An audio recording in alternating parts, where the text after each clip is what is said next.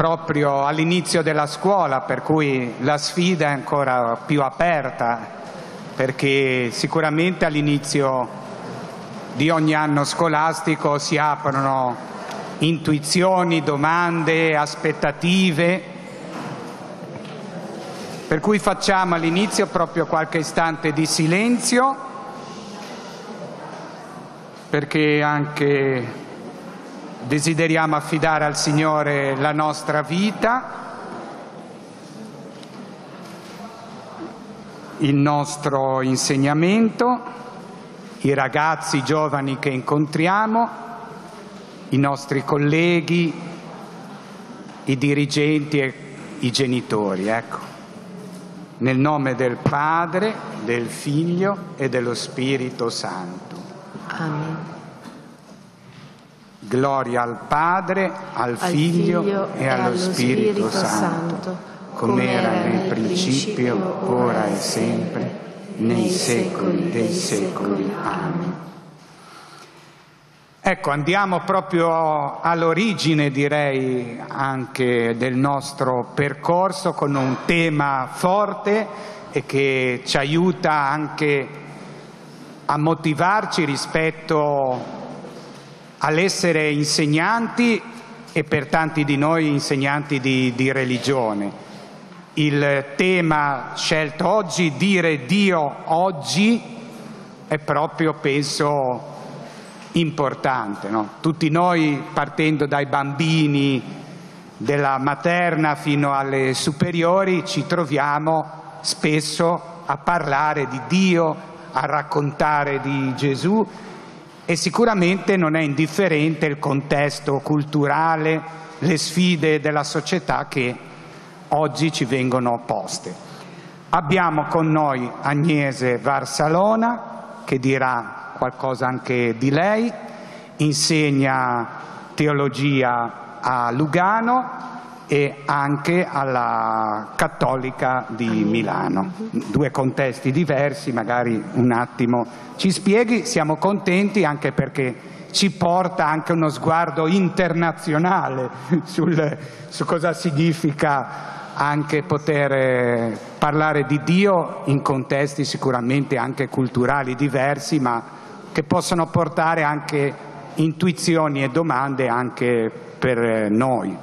Innanzitutto per noi personalmente e poi come ricaduta anche sui colleghi, sui ragazzi e sui genitori.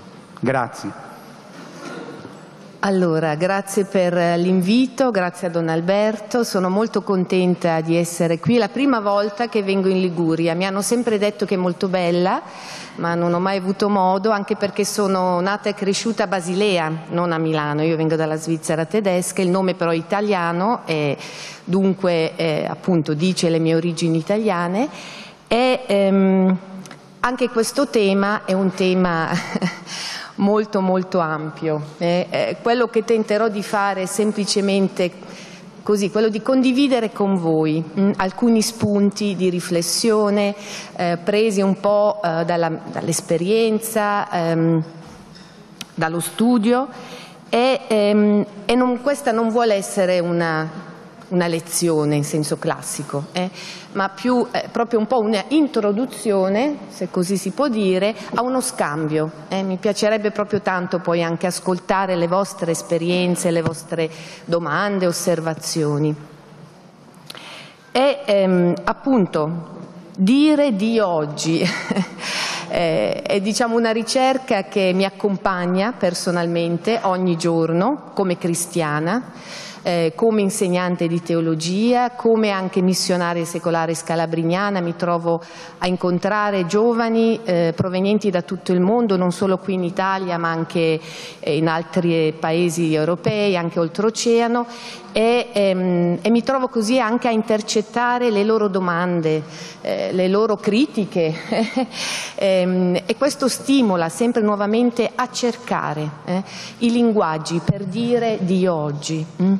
E mi sembra di poter dire che si tratta di una ricerca mai conclusa. Non so la vostra esperienza, penso, non lo so, io non ho nessuna ricetta, non ho nessuna strategia che vada bene per sempre e in ogni situazione, Ma possiamo anche dire che in questa ricerca non siamo soli, anzi ci troviamo inseriti nel cuore della ricerca della Chiesa di tutti i tempi, ci troviamo inseriti nella scia di una lunga storia. Una storia lunga tanto quanto il cristianesimo stesso. Infatti la ricerca dei linguaggi ha caratterizzato il cristianesimo dai suoi albori fino ad oggi, no? Pensiamo ai primi cristiani, mettiamoci un attimino nei loro panni, che si sono trovati a voler comunicare un'esperienza inedita, inaudita, quella di aver incontrato niente meno che Dio, in questo giovane che era Gesù, senza avere però a disposizione il vocabolario. Come parlare di un evento che buca la storia, con parole che sono nate nella storia, no? Come parlare per esempio della risurrezione. Infatti anche nei Vangeli ci accorgiamo che c'è un po' un'oscillazione nella terminologia quando si parla della risurrezione, proprio appunto anche loro, no, cercavano il linguaggio, le parole per dire il Dio di Gesù.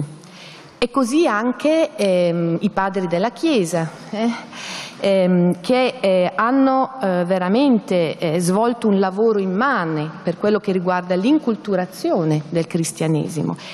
E dal momento che noi oggi ci troviamo non tanto a vivere dei cambiamenti all'interno di un'epoca, ma come dice Papa Francesco e non solo lui, ci troviamo a vivere un cambiamento d'epoca, c'è chi dice che in realtà lo sforzo di inculturazione, cioè di dire di oggi, qualcuno dice che questo sforzo è simile a quello svolto dai padri della Chiesa, perché proprio siamo in un momento particolare della storia. E per questo anche teologi come Walter Kasper parlano proprio della necessità di tornare al primo annuncio. E tutti qui, penso, facciamo l'esperienza che la ricerca del linguaggio, che comporta anche fatica, scaturisce sempre nuovamente dallo stupore di fronte al Dio di Gesù. Uno stupore che genera passione per Dio, passione per l'uomo, passione per gli alunni che ci troviamo a incontrare, per i bambini, passione per il mondo. Ed è uno stupore che però può impolverarsi facilmente, come si impolverano un po' i crocifissi appesi, non so, nelle chiese, nelle nostre case, magari anche nelle aule dove teniamo le lezioni di teologia, di religione. E allora occorre come aver cura, no? Di questo stupore, custodire questo stupore e permettere che questo stupore venga sempre nuovamente, per così dire, rispolverato, anche proprio attraverso una teologia fatta in ginocchio, no?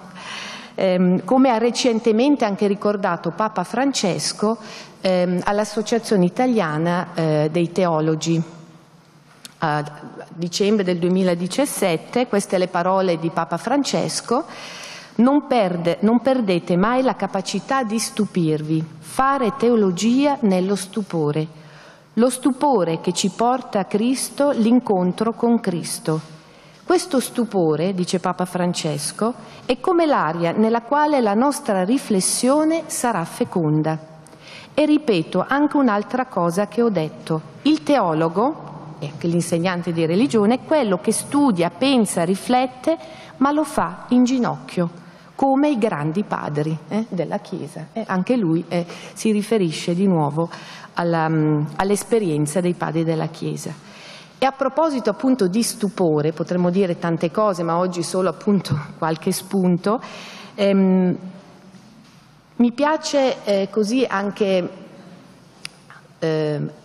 leggere una citazione di un grande comunicatore, di un grande biblista che è Bruno Maggioni, che come adesso mi diceva anche Don Alberto, anche voi avete forse più volte avuto modo di ascoltare, anche io ho avuto la fortuna di collaborare con lui diversi anni, l'ho sentito recentemente, sta andando avanti nell'età anche lui ovviamente, ma è sempre molto vivace. E lui, a proposito dello stupore, in un testo dal titolo Il volto nuovo di Dio, Scrive: da molti anni, in realtà da tutta la vita, mi occupo dei Vangeli. Li studio, li leggo e rileggo, li analizzo, ne parlo a tutti, leggo i libri degli specialisti che li commentano, ma quello che devo dire subito è che i Vangeli non hanno ancora smesso di stupirmi. Lui che ha 85 anni e più.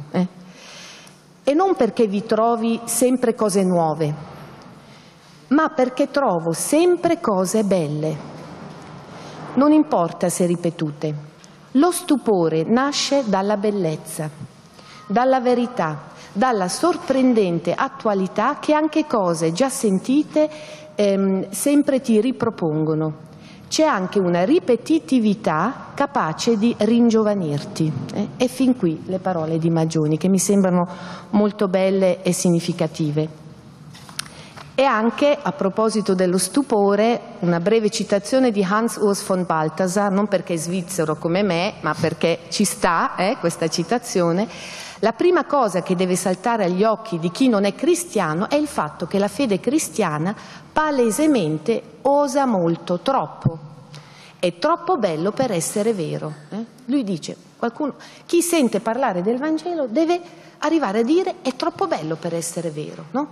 Il mistero di Dio svelato come amore assoluto che si abbassa a lavare i piedi all'uomo, eccetera, eccetera. Allora, appunto, come primo punto questa cura appunto dello stupore, che è l'incipit, penso anche di un insegnamento di religione fecondo. E mi sembra di poter anche dire che l'insegnante di religione ha una grandissima missione. Non vuol dire che sia semplice, non vuol dire che non sia, come dire, anche a volte motivo di scoraggiamento, anche le fatiche, le incomprensioni che incontriamo, no? Anche nel nostro lavoro. Ma appunto l'insegnare religione è una grande missione perché contribuisce alla formazione integrale della persona, no? È proprio un servizio alla persona stessa e anche alla società, al mondo. Sappiamo e anzi facciamo quotidianamente l'esperienza che non sono sufficienti le competenze tecnico-professionali per realizzare una persona e per rendere la società più umana, più giusta, più accogliente. Nel mondo spesso si gela, non tanto perché le temperature sono scese sotto zero, penso che anche qui a volte si gela, non qui adesso Chiavari forse no, ma anche dove fa caldo, ma si gela perché c'è carenza di umanità. E questo a tutti i livelli, in tutti gli ambiti possibili, potremmo fare tantissimi esempi. C'è carenza di quell'umanità che nella persona di Gesù trova la sua massima espressione, no?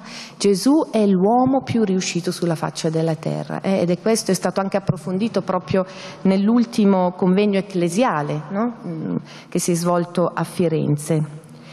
Ed è anche significativo il fatto, faccio solo un esempio, che gran parte dei corsi di aggiornamento previsti per le professioni legate all'ambito sanitario, per esempio per le infermiere, per i medici, conosco diversi infermieri, per quello che faccio anche questo esempio, è interessante che questi corsi di aggiornamento in realtà spesso offrono la possibilità di apprendere delle tecniche capaci di umanizzare la relazione col paziente.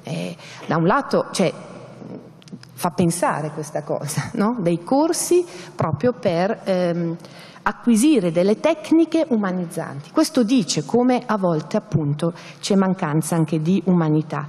Allora potremmo dire che da un lato siamo già tutti uomini, ci mancherebbe, non siamo nati come delle cimici, mi piace molto questa parola italiana, cimici, non siamo nati come delle giraffe, non so, ma come uomini, ma è anche vero che umani lo stiamo diventando.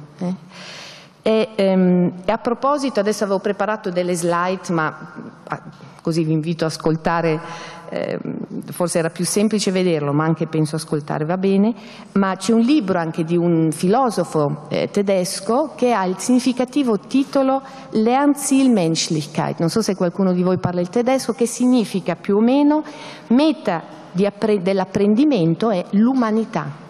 L'umanità nel senso ciò che è umano, come dire, no? L'insegnamento a tutti i livelli dovrebbe proprio mirare a questo, all'umanizzazione. E di fatto non è un caso che noi oggi appunto stiamo ancora vivendo questa famosa crisi economica che in realtà ha all'origine una crisi antropologica, no? Che riguarda l'uomo. E anche Papa Francesco appunto nella Gaudium et Spes numero 55 fa proprio riferimento a questo appunto collegamento tra la crisi finanziaria e la crisi antropologica e dice come spesso la grave mancanza di un orientamento antropologico riduce l'essere umano ad uno solo dei suoi bisogni, per esempio il consumo. Dunque c'è bisogno di umanità, c'è bisogno di promuovere questo processo di umanizzazione in atto e penso che sia proprio questo anche l'orizzonte in cui si colloca l'insegnamento di religione, in cui si colloca questa missione, no? Che ci è stata affidata. E dobbiamo anche dire che tutti ci stiamo accorgendo che un certo linguaggio teologico ed ecclesiale non è più comprensibile a gran parte delle persone, diciamolo. Mi ricordo anche una volta un conoscente, un giovane papà, ha detto che proveniente da una famiglia anche credente, non particolarmente praticante, ma aveva anche lui in un qualche modo così frequentato il catechismo, eccetera. Comunque mi ha raccontato, ha detto, ma io un giorno ho accompagnato mio figlio al corso di preparazione alla Cresima e ha detto, e sono rimasto scioccato, non ho capito, sono rimasto lì per aspettare mio figlio, non ho capito nulla. Parlava, questa persona stava parlando, mi sembrava un extraterrestre. Ha detto, io non ho capito niente, no? Allora, come a dire,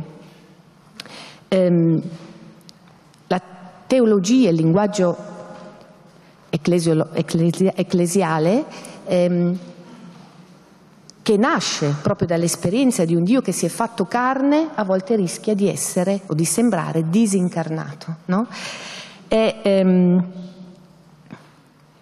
di fatto, adesso qui non possiamo analizzare le cause, è avvenuto, no? Questo crescente scollamento tra la fede e la vita, no? Oggi infatti uno dei pregiudizi da sfatare è proprio questa irrilevanza della fede per la vita. Tante volte si pensa, vabbè, la teologia, la religione, vabbè, per alcuni è una questione privata, no? Riguarda il singolo e la sua relazione con Dio, ma non riguarda la società, no?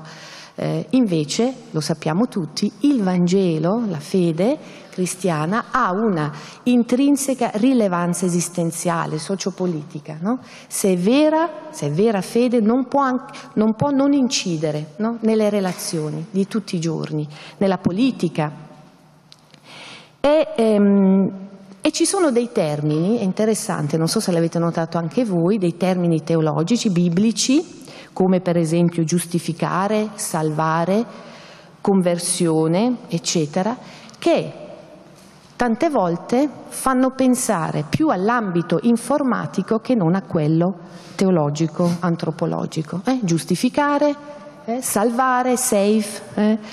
Appunto, allora, noi ci troviamo a maneggiare delle parole che in realtà oggi non sono più comprensibili ai tanti.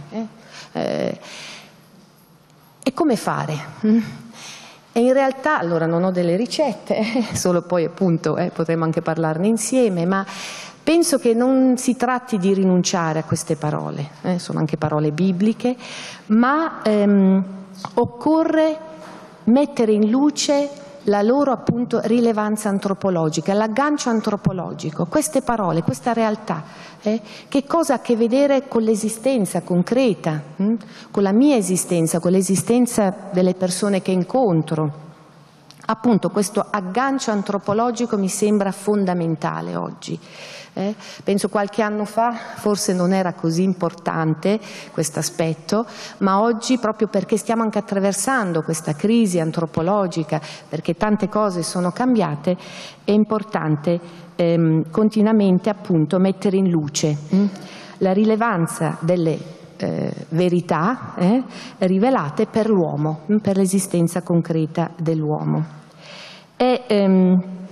Ed è interessante anche così constatare che le varie scienze in realtà si stanno accorgendo, per esempio la giurisprudenza, l'economia eccetera, che la questione scottante anche per loro, anche per le varie scienze, è proprio la questione antropologica, cioè chi è l'uomo. E questo per esempio è emerso anche durante un convegno a cui ho potuto partecipare, in cui si sono appunto così confrontati teologi e anche docenti di altri saperi, e le varie relazioni, quasi tutte le relazioni si sono concluse con questa domanda, appunto, chi è l'uomo? No? Perché se ci pensiamo, dietro ad ogni ordinamento giuridico, dietro ad ogni modello economico, dietro ad ogni scuola filosofica, dietro ad ogni impianto formativo, c'è sempre una determinata immagine di uomo. A volte un'immagine corretta che rispetta la dignità inviolabile dell'uomo, a volte invece è un'immagine riduttiva, come appunto scrive Papa Francesco, no? In quella citazione che vi riportavo prima. Allora, appunto, penso che anche appunto in questo contesto sia importante mettere continuamente in luce che il riferimento al Dio di Gesù non mortifica l'uomo, non gli toglie qualcosa, non appesantisce la sua vita, ma al contrario, riveste l'uomo della sua inviolabile dignità e lo libera, porta la sua vita, alleggerisce la sua vita. E in questo contesto appunto della ricerca del linguaggio mi piace anche pensare all'aula in cui si svolge, no, anche l'insegnamento di religione, come ad un laboratorio in cui appunto si cercano, no, i linguaggi per dire Dio di Gesù ai ragazzi di oggi, che sono anche molto diversi, alcuni sono credenti, alcuni agnostici, alcuni magari appartengono, non so, qui in Italia anche ad altre religioni, alcuni sono curiosi, alcuni invece hanno chiuso le tapparelle per quello che riguarda l'insegnamento della religione. È appunto l'aula in cui si svolge, no, questo insegnamento, potrebbe essere paragonato ad un laboratorio.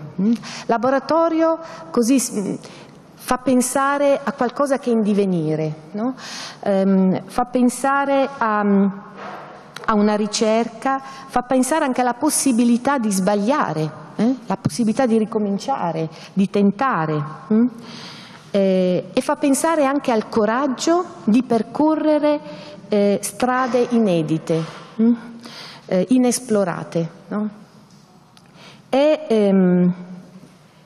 Appunto, penso che tutto questo abbia a che fare con la Chiesa in uscita di cui parla spesso Papa Francesco, no? Questa Chiesa che non rimane chiusa nella sacrestia, ma che esce e che si sporca anche, che tenta e ritenta, ma proprio per dire Dio all'uomo di oggi. E so che qui appunto alcuni di voi insegnano alla scuola elementare, io non ho questa esperienza, ho più a che fare con ragazzi di 18-19 anni, ma mi è venuto in mente una cosa che mi diceva una volta un docente di teologia, la Gregoriana, che ci diceva a lezioni, diceva: se voi nel momento in cui riuscite a spiegare un concetto teologico a un bambino, vuol dire che l'avete capito veramente. No, ma al momento non l'ho tanto capito, ma oggi forse lo capisco un po' meglio, perché questa è anche un po' la mia esperienza, nel senso non con i bambini ma con giovani diversi. Allora, mi spiego meglio. Insegno appunto alla facoltà teologica di Lugano e lì ho a che fare con, con studenti di teologia, seminaristi, e insegno all'Università Cattolica di Milano e lì appunto ho la fortuna di incontrare giovani provenienti da tutte le facoltà. E devo dirvi, adesso qui mi confesso, che faccio quasi, più fatica, devo prepararmi di più per andare a tenere la lezione in cattolica. Uno direbbe, ma come? È più difficile insegnare ai teologi, no? In realtà per me non è così.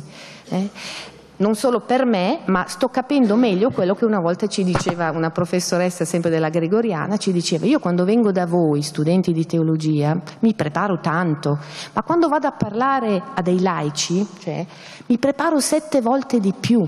E io al momento dicevo: ma che esagerazione, ma come è più difficile venire a parlare a noi, no? Che ce ne intendiamo un po' di più. Invece no, e lo sto capendo, perché proprio richiede questo ulteriore lavoro di traduzione, no? Questa ricerca di questo aggancio antropologico, che non è scontato, che non è, perché appunto tradurre non vuol dire semplificare o banalizzare, fare degli sconti, no? Come dire, vabbè, la verità sarebbe quella, ma adesso semplifichiamo, banalizziamo un po' perché dobbiamo, no, renderlo comprensibile. No, tradurre vuol dire la stessa cosa senza sconti, ma in modo comprensibile. E questa è la sfida, no?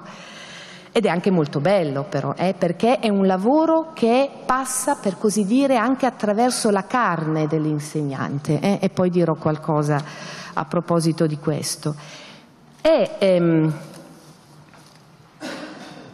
In questa ricerca appunto di come dire Dio oggi, è bene, penso, tenere presente quello che ha scritto Martin Buber in uno dei suoi libri, Eclissi di Dio.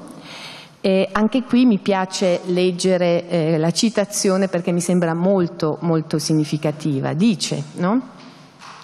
Dio è la parola più sovraccarica di tutto il linguaggio umano. Nessuna è stata talmente insudiciata e lacerata. Proprio per questo non devo rinunciare ad essa. Generazioni di uomini hanno scaricato il peso della loro vita angustiata su questa parola e l'hanno schiacciata al suolo. Ora giace nella polvere e porta tutti i loro fardelli. Generazioni di uomini hanno lacerato questo nome con la divisione in partiti religiosi, hanno ucciso e sono morti per questa idea, e il nome di Dio porta tutte le loro impronte digitali e il loro sangue. È forte. Non possiamo lavare da tutte le macchie la parola Dio e nemmeno renderla inviolata. Possiamo però sollevarla da terra e, macchiata e lacera com'è, innalzarla sopra un'ora di grande dolore.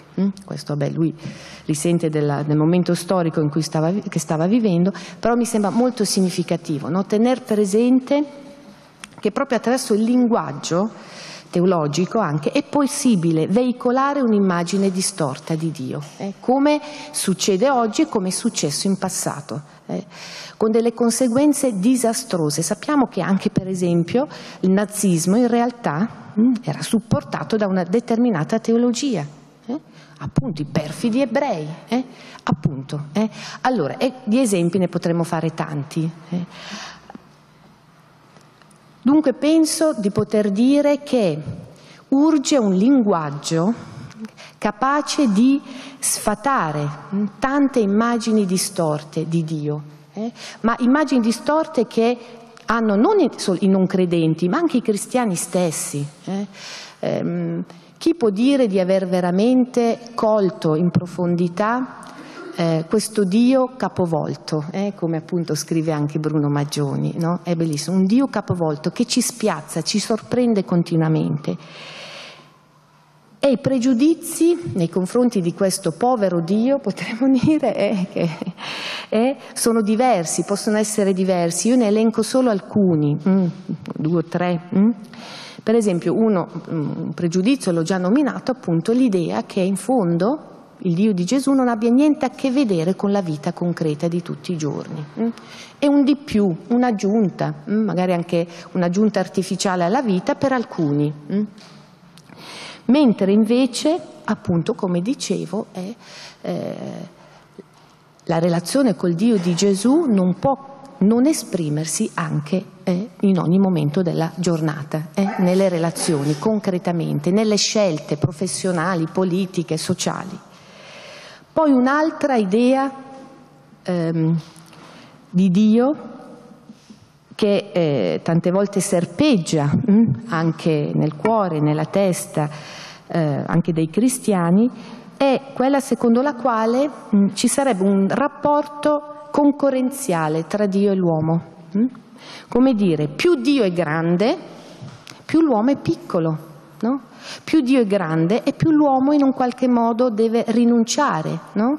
alla bellezza della vita, no? Perché, e questo appunto anche un po' il moralismo che a volte si respira e si è respirato, in fondo appunto il cristianesimo è fatto di precetti, di divieti, no?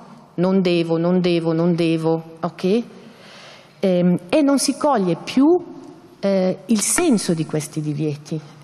La Chiesa a volte, mi sembra di poter dire, è percepita come una fabbrica di divieti, no? Adesso con Papa Francesco forse un po' meno, vabbè, ma comunque no, è chiaro, se non si mette in luce il grande sì alla vita che questi no implicano, non si comprende più proprio anche il senso di questi divieti. E anche riguardo a questo appunto rapporto concorrenziale, l'ateismo in realtà nasce anche proprio da un'idea distorta di Dio, e anche il Concilio Vaticano II lo ha umilmente riconosciuto. Gaudium et Spes 19, la Chiesa riconosce umilmente che se esistono degli atei, le cause sono molteplici ovviamente, ma una di queste cause è legata al fatto che i cristiani stessi, la Chiesa, non sempre hanno rivelato il vero volto di Dio, il volto genuino di Dio. Con le loro parole e la loro condotta non hanno sempre veicolato appunto un'immagine corretta di Dio, no? E allora ovviamente se Dio viene immaginato come un padrone, come un padre oppressivo, pensiamo anche a Nietzsche, no?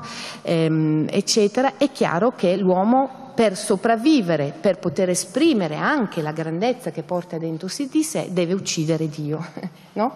O io o Dio, o l'uomo o Dio, no? Ma dietro chiaramente appunto c'è un'immagine distorta anche della paternità di Dio, e qui il discorso si farebbe lungo, no? Perché anche questa parola tante volte viene associata a esperienze che non corrispondono alla paternità di Dio. Quanti ragazzi, no, hanno esperienze positive di paternità, ma quanti hanno anche esperienze negative? Allora, nel momento in cui uno proietta le proprie esperienze su Dio, è finita, nel senso, se io ho l'esperienza di un padre opprimente, possessivo, eccetera, e lo proietto su Dio, e allora è chiaro, è fatta, cioè l'immagine è distorta e non vedo l'ora di liberarmi, no, di questo Dio. Poi appunto un'altra immagine distorta, anche qui lo accennavo già prima, è legato sicuramente all'idea che appunto il cristianesimo, il Vangelo in realtà non è altro che una morale, un insieme di precetti, di cose da dover fare.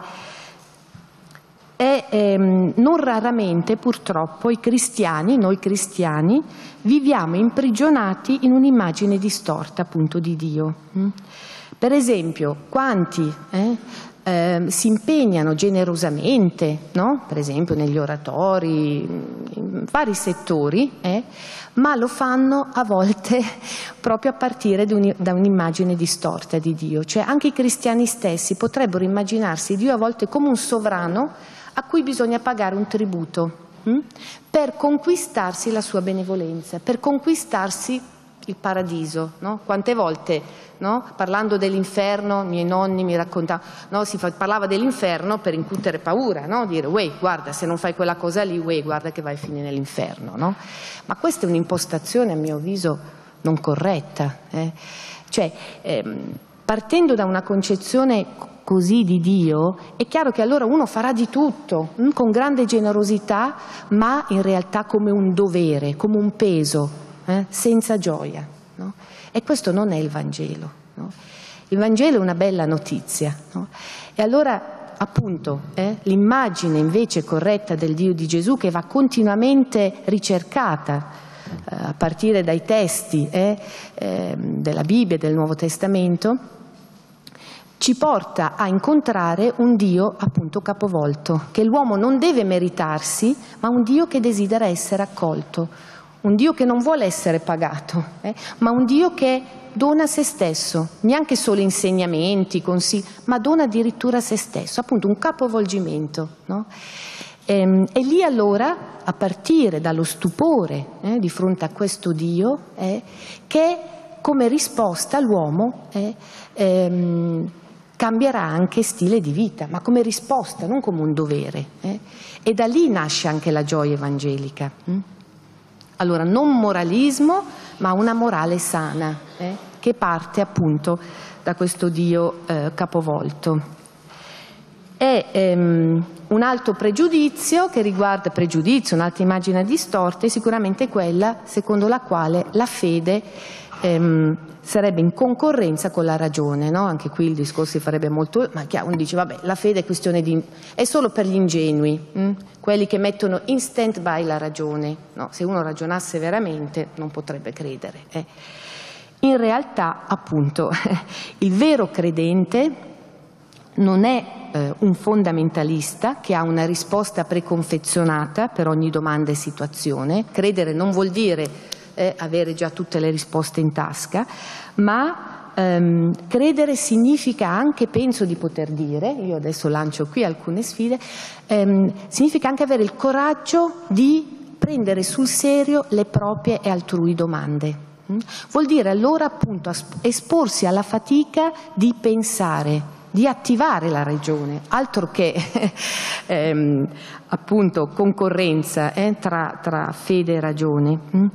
Una fede vera richiede una ragione forte,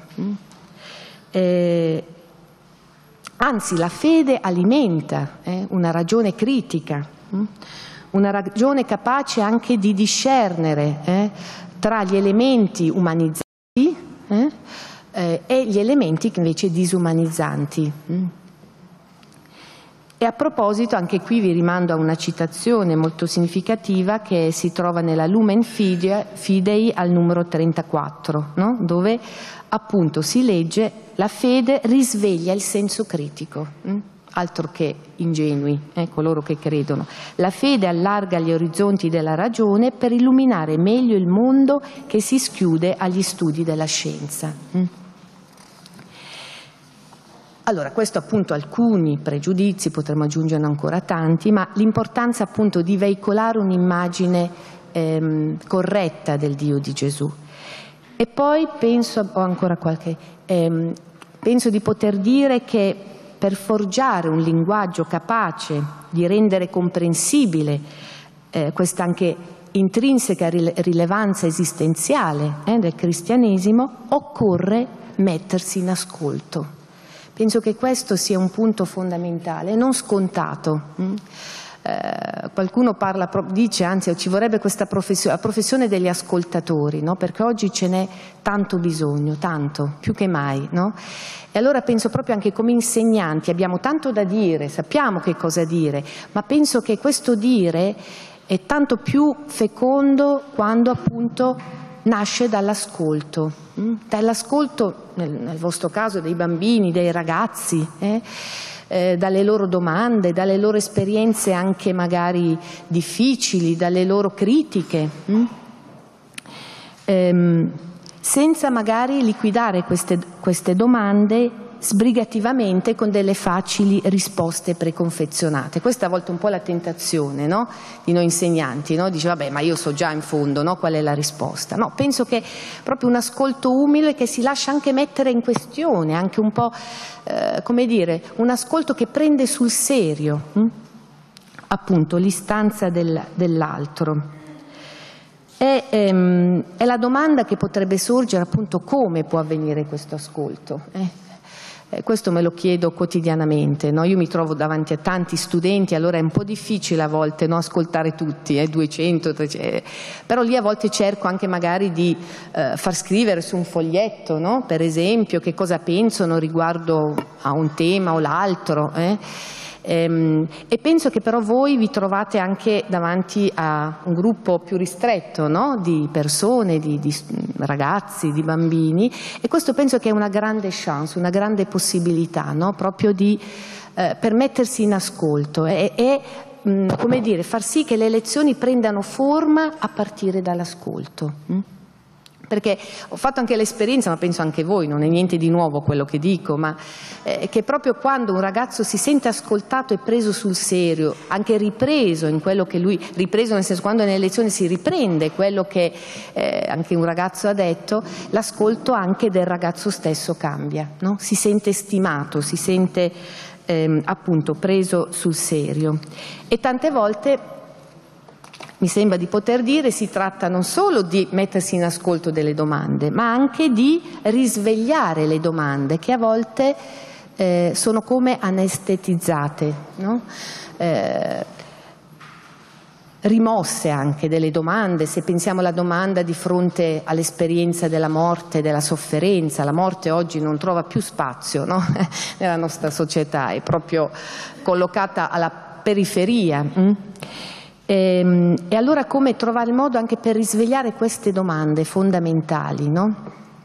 Non per mettere al centro la morte, la sofferenza, ma proprio per cogliere la bellezza della vita, no? A partire dalla domanda riguardo appunto a queste situazioni limite, no? Queste Grenzerfahrungen di cui parla anche Jaspers. E allora penso che possa aiutare così anche creare come un clima attraverso anche il linguaggio nel quale i ragazzi si possano sentire liberi di dire tutto quello che pensano, tutto quello che desiderano, i loro dubbi, senza sentirsi giudicati, senza magari pensare che una domanda possa essere stupida, no? Mi ricordo una volta parlando con una ragazza, non qui in Italia, in un altro paese, mi diceva la sua esperienza che aveva fatto durante appunto il liceo. Ha detto: ma io sono credente, vorrei approfondire la mia fede, ma mi accorgo che ho dentro una grande ferita, no? Dicevo, ma sì, ha detto, perché il mio insegnante di religione ha detto, non prendeva sul serio le nostre domande, anzi, diceva, ci faceva sentire degli stupidi, no?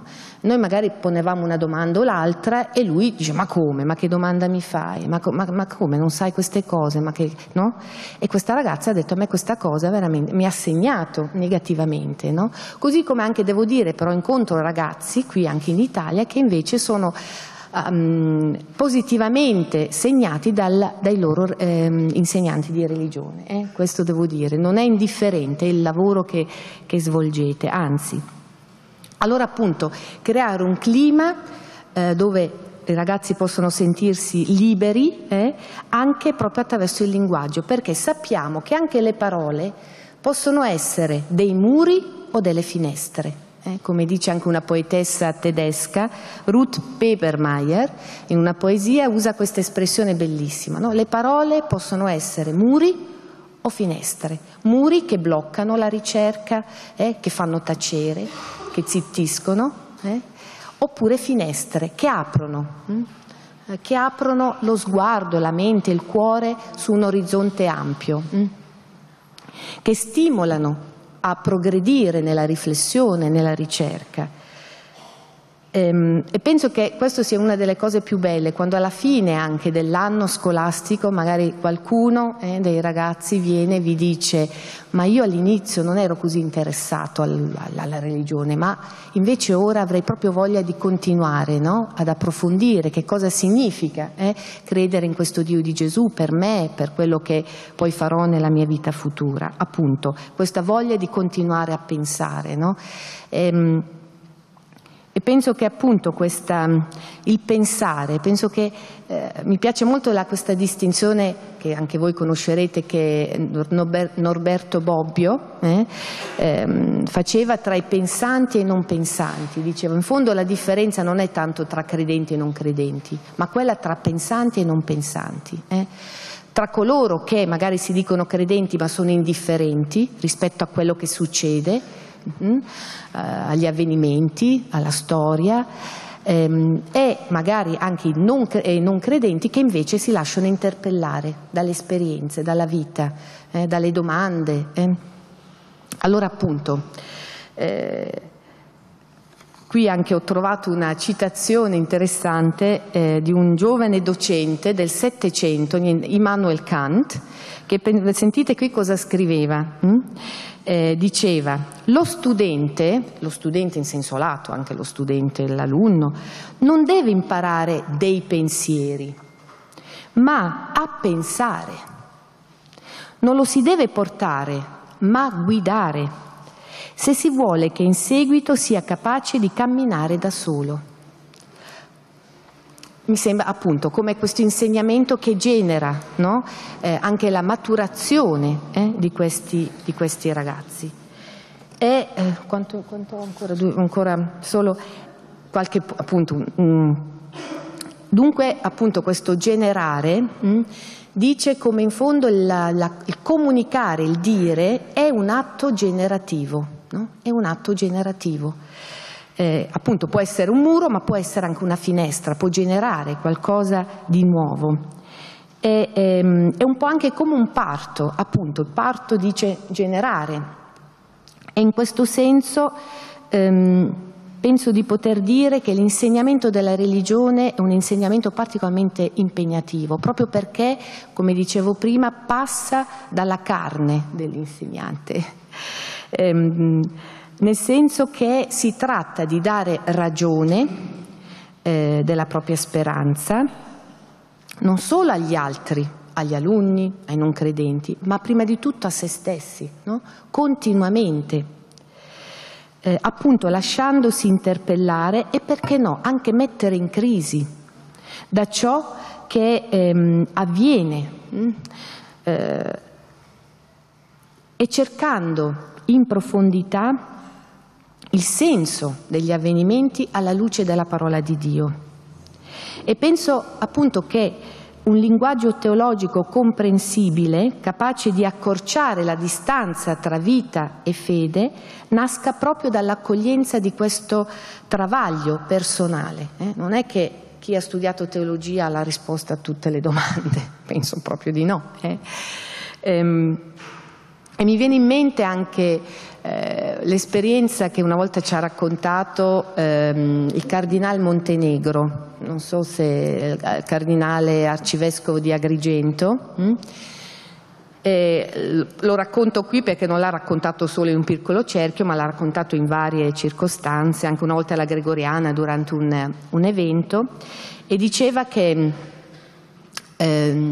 appunto nel 2013, no, avete presente questa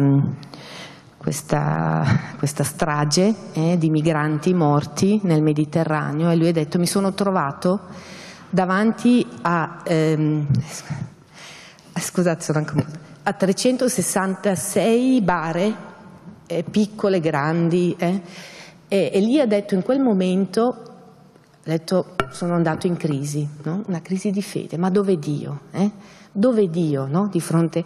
E diceva, io a un certo punto ho detto, io questa cosa la devo dire al Papa, no? Che c'è un vescovo, ma lo dico perché l'ha detto, c'è un vescovo che è in crisi, no? E ha scritto al Papa, e il Papa gli ha risposto, ma questa cosa è bellissima. Uno dice, ma non è un credente, ma come? Ma in realtà è un vero credente, no? Lui dice, poi a un certo punto ho visto un poliziotto che si è commosso, che piangeva, e lì ho detto, Dio c'è, no?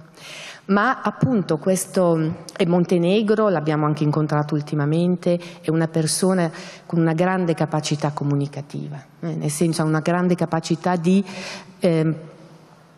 appunto parlare del Dio di Gesù, questo veramente, e penso che abbia a che fare proprio anche con questa sua anche umiltà, di lasciarsi attraversare dalle domande, dalla crisi che può colpire lui e le persone che incontra, no? Allora appunto chi anche accoglie questo travaglio personale, che è anche faticoso, penso, può approdare anche a un linguaggio che diventa sempre più comprensibile agli altri, perché è un linguaggio impastato con la vita, non è un linguaggio astratto, ma un linguaggio che nasce dalla vita e che parla alla vita. Infatti c'è una bellissima citazione sempre di Bruno Maggioni che dice: in fondo Dio lo si può conoscere proprio attraverso chiaramente i testi biblici, la storia eccetera, ma proprio attraverso la vita che si fa domanda, no? E qui un grande insegnamento ci arriva dal libro di Giobbe. Giobbe proprio sembra un miscredente, no? Perché addirittura accusa Dio, e gli amici invece sembrano essere dei credenti che difendono Dio. In realtà poi la situazione si capovolge, no? Giobbe è il vero credente che ha il coraggio di sfidare Dio, di porre fino in fondo la domanda riguardo alla sofferenza del giusto, mentre gli amici sono appunto imprigionati in un'idea, in una immagine distorta di Dio, no? In questa teoria della retribuzione, no? La teoria teologica di moda all'epoca, secondo cui appunto chi faceva del bene e chi non aveva peccato aveva una vita benestante, e chi invece stava male, come Giobbe, era perché aveva peccato, no? E Giobbe si ribella a questa teoria perché in fondo nasconde un'immagine terribile di Dio, un Dio che risponderebbe al male col male, ma questo non è il Dio della Bibbia, no? Allora appunto questo per dire come penso appunto l'insegnamento della religione è impegnativo proprio perché passa attraverso la nostra carne, attraverso questo processo generativo però, penso profondamente così fecondo. E l'ultimo punto, e poi mi piacerebbe anche ascoltare voi, ma penso che anche appunto il contenuto dell'insegnamento è veicolato non solo dalle parole, ma anche dallo stile del docente, penso di poter dire, no? Dalla sua testimonianza, no? Dal suo trasmettere non solo delle nozioni, ma qualcosa di se stesso, appunto perché ciò che dice in un qualche modo ha attraversato anche la sua carne, no? E questo stile nasce, penso, proprio anche da un certo modo di guardare l'altro, di guardare nel vostro caso gli alunni, i bambini. Certo, ci possono essere diversi motivi che sempre nuovamente rischiano di incrinare la nostra stima, la nostra fiducia nei confronti dei ragazzi, del mondo giovanile in generale, no? E questo però, questa diminuzione della stima, della fiducia si riverbera però anche poi sulla comunicazione, sulla qualità della comunicazione, no? E la via che ci è sempre nuovamente offerta per rigenerare in noi una stima inossidabile nei confronti anche degli alunni che incontriamo è quella di guardare la realtà con il Dio di Gesù, con il Dio di Gesù che è crocifisso e risorto. E proprio lì dalla Pasqua di Gesù in poi non esiste, lo sappiamo, situazione priva di speranza, no? Priva di possibilità di riscatto, di trasformazione, no? E sappiamo che lo Spirito è all'opera, ieri come oggi. E in fondo appunto un autentico servizio anche agli alunni che incontriamo attraverso l'insegnamento parte da uno sguardo contemplativo, cioè questo appunto guardare la realtà, gli alunni con il Dio di Gesù, no? Questo sguardo che precede e accompagna ogni incontro e che anche può in un qualche modo sempre nuovamente ravvivare questo senso di profonda appartenenza, no? Gli alunni che incontriamo ci appartengono, no? E questo può sprigionare anche una creatività inedita, proprio nel cercare continuamente il linguaggio adatto per dire Dio, no? Proprio questo sguardo può sempre nuovamente anche riaccendere la passione, no? Per Dio e per l'uomo, per il mondo, per il futuro.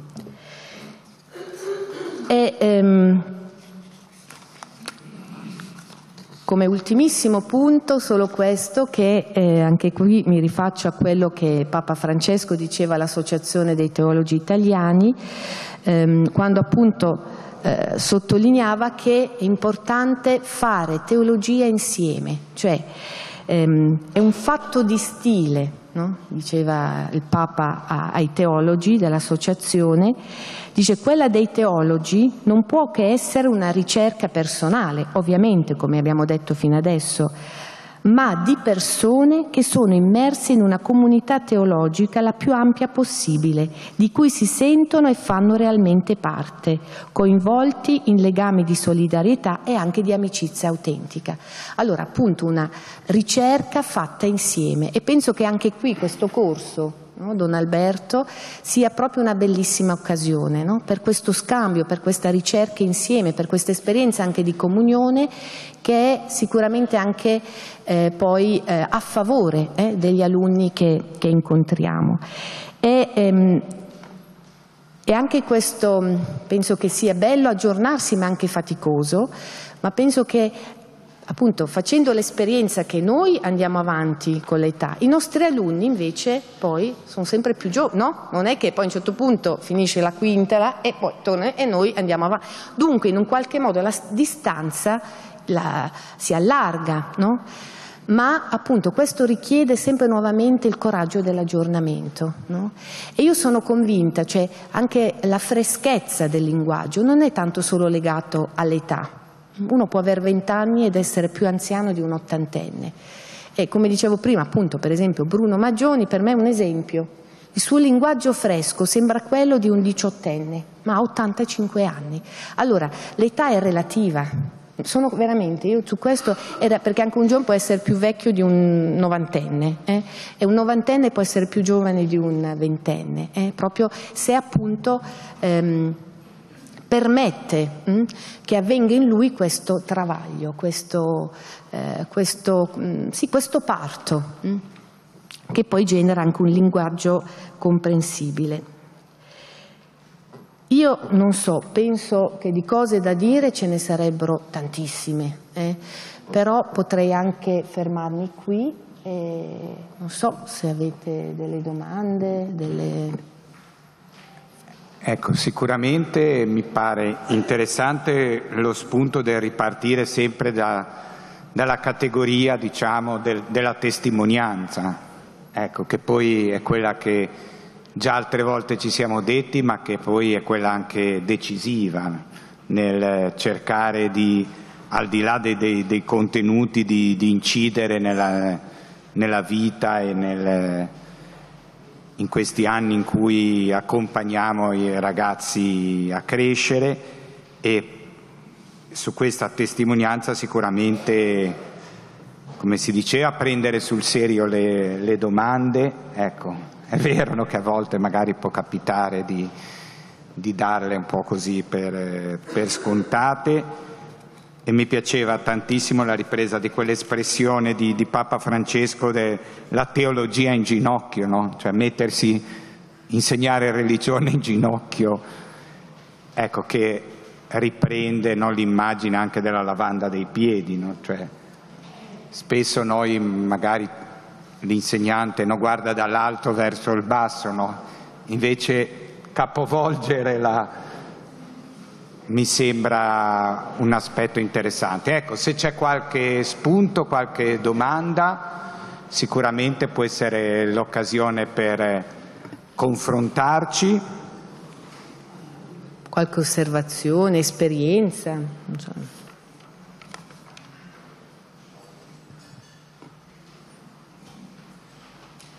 Io volevo chiedere un attimo, subito, diciamo, nella sua esperienza cos'è stato, diciamo, decisivo nell'incontro con Gesù Cristo, ecco, decisivo anche dal punto di vista, riprendendo anche l'insegnamento, immagino, di Bruno Maggioni, no? Nel racconto dell'umanità di Gesù, quali sono i tratti che l'hanno colpito, cos'è che l'ha portata a dedicare la propria vita, diciamo, anche ad annunciare Gesù Cristo, ecco. Allora adesso non so se, cioè, adesso per farvi ridere, allora non so se vi fa ridere, ma comunque quando avevo 7-8 anni, appunto lì a Basilea, a un certo punto mia mamma ha incominciato a frequentare un corso di teologia per laici.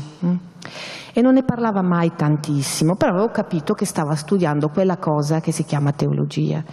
E io a un certo punto ho detto: ma mamma, ma cos'è la teologia? Cos'è teologia? No? E a un certo punto mi ha spiegato un po' cos'era e io ho capito che voleva dire studiare Dio. E lì sono rimasta scioccata. Io mi ricordo proprio, ho detto: ma come si fa a studiare Dio? Cioè, dico, ma Dio è Dio, come si fa? No? Proprio non avrei mai pensato che un giorno avrei a mia volta appunto studiato teologia. Per cui, e io appunto, non so, sono cresciuta in un ambiente, diciamo, particolare, perché anche a stretto contatto con, per esempio, protestanti. Sapete che la diocesi di Basilea è protestante, ci sono cattolici e protestanti, ma e devo dire questa cosa anche mi ha provocato ad andare anche un po' più a fondo della mia fede, anche a un certo punto, vabbè, tante domande che sono sorte anche a contatto con i miei amici protestanti, che in Svizzera, come forse sapete, veramente non è un problema, è proprio molto normale. A un certo punto, al momento dell'ora di religione, gli uni vanno da un lato, gli altri dall'altra, e poi ci si ritrova senza nessun problema. Per me, adesso Bruno Maggioni l'ho conosciuto qualche anno fa, anche sì, perché lui, vabbè, adesso qui la storia si farebbe troppo lunga, ma quello che mi colpisce, mi ha sempre molto colpito, è questo fatto, appunto, l'inno ai Filippesi, non so se avete presente, appunto, l'inno cristologico, dove si dice appunto che Dio in Gesù si è svuotato di tutto, si è svuotato, e questo svuotarsi, appunto, Maggioni lo spiega in questo modo, dice proprio rinunciare alle prerogative divine, no? Avrebbe anche potuto in un qualche modo vivere su una pista preferenziale, no? Sì, come uomo, magari soffrendo un po' meno, magari con qualche sconto, invece no? Si svuota, rinuncia a tutte le prerogative divine per condividere pienamente, no? La vita dell'uomo. E lì c'è questo particolare che in fondo è appunto un errore di traduzione, no? Si dice pur essendo Dio ha fatto questa cosa, pur, come dire, nonostante fosse Dio si è spogliato, e qui appunto in realtà la traduzione non corrisponde alla versione greca, dove non c'è questo pur, ma si dice essendo Dio, cioè come dire appunto un Dio capovolto. Proprio Dio la pensa in quel modo lì, noi invece continuamente, no, proiettiamo su Dio la nostra mentalità. E lì invece, proprio perché Dio ha fatto questa cosa, appunto questo Dio che si svuota per incontrare l'uomo, si svuota, cioè rinuncia alle proprie prerogative senza rinunciare alla sua divinità per condividere la vita dell'uomo, no, fino in fondo. E per me, poi pensando, a un certo punto, quando avevo forse, cos'era, 16 anni, non so, per me è stata un'esperienza fondamentale quando, cioè per me, la fede a un certo punto aveva a che vedere col prete, con la suora, con i miei genitori. Dico, ma io cosa c'entro con questo Dio? Però a un certo punto, adesso per farla breve perché altrimenti mi è troppo lungo, ma sono proprio accorti, dice, ma questo Dio è morto e risorto non solo per loro, ma per me personalmente, no? Per me. E questa cosa, cioè, mi stima, mi ama così come sono, no? Invitandomi a cambiare, e questa cosa veramente mi ha scombussolata, questo Dio appunto che non devo meritarmi, no? Non devo conquistarmi e raggiungere con le mie belle azioni, ma che mi raggiunge gratis, così. E che desidera, che sta appunto alla porta e chiede di entrare. Questo versetto dell'Apocalisse mi ha sempre anche colpito, no? 3:20, Apocalisse 3:20, dove si dice: sto alla porta e busso, a chi mi apre io cenerò con lui e lui con me, a sottolineare questa reciprocità e a pensare che il Re dei Re, il Re dell'universo, il creatore di tutto ciò che esiste, per incontrarmi sta alla porta e bussa come uno straniero. No? Come uno straniero, e attende che io gli apra la porta. No, questo è veramente sì, sconvolgente, no? Un Dio così delicato, no? Un Dio così che desidera appunto una risposta libera, non si impone. E questo dall'altro è anche la caratteristica di ogni vera amicizia, no? Non posso obbligare nessuno a diventare mio amico, nessuno, non sarà mai una vera amicizia. Magari verrà con me al cinema, verrà a me fuori a cena, ma non sarà un vero amico, no? Se non nasce da una scelta libera.